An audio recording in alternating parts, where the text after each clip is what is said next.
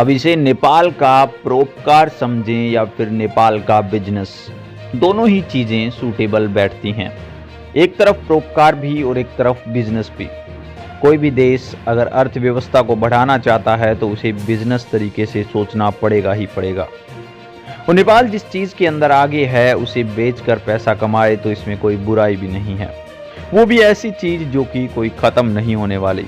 और नेपाल को ये चीज़ प्रकृति से मिली है, जिसका खर्चा सिर्फ बनाने में आता है, बाद में उससे जनरेट करने में जो इलेक्ट्रिसिटी है उसमें नहीं आता। नमस्कार, मैं पीएम डीएनएस सिंह और आप देख रहे हैं कमाल। यार, एक बहुत बड़ी अपडेट निकलकर सामने आ रही है भारत और नेपाल के बीच एक बहुत बड़े व्यापार से लेकर, और यहाँ पे जो बिहार है उसको कुशल मंगल करने के लिए नेपाल है वो तैयार हो चुका है।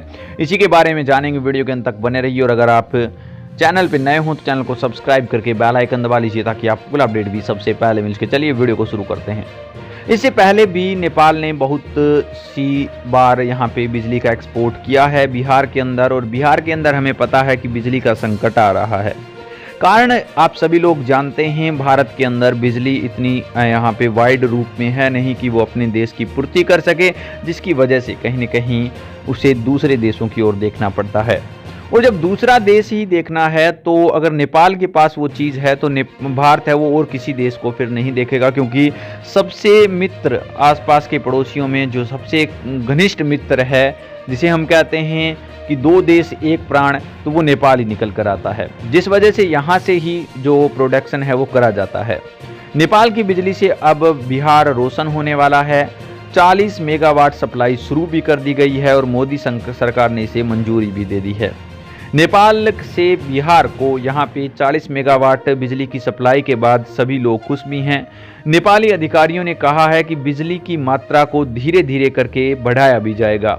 भारत ने नेपाल को बिहार राज्य को 125 मेगावाट बिजली सप्लाई शुरू करने की मंजूरी दी है। नेपाल पिछले कई वर्षों से भारत को बिजली सप्लाई कर रहा है।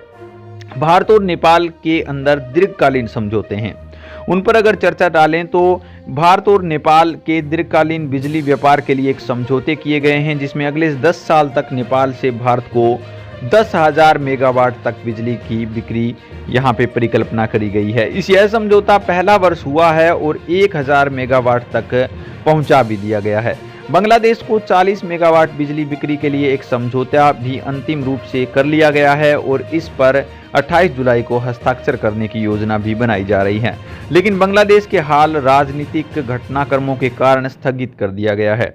हाँ, एक बार ऐसा पहले भी मैंने जिक्र किया था कि बांग्लादेश के साथ जो समझौते हुए हैं वहाँ पर अभी नेपाल को वेट भी करना पड़ेगा, घाटा भी सहन करना पड़ेगा, क्योंकि वहाँ के हालात ही खराब हो चुके हैं।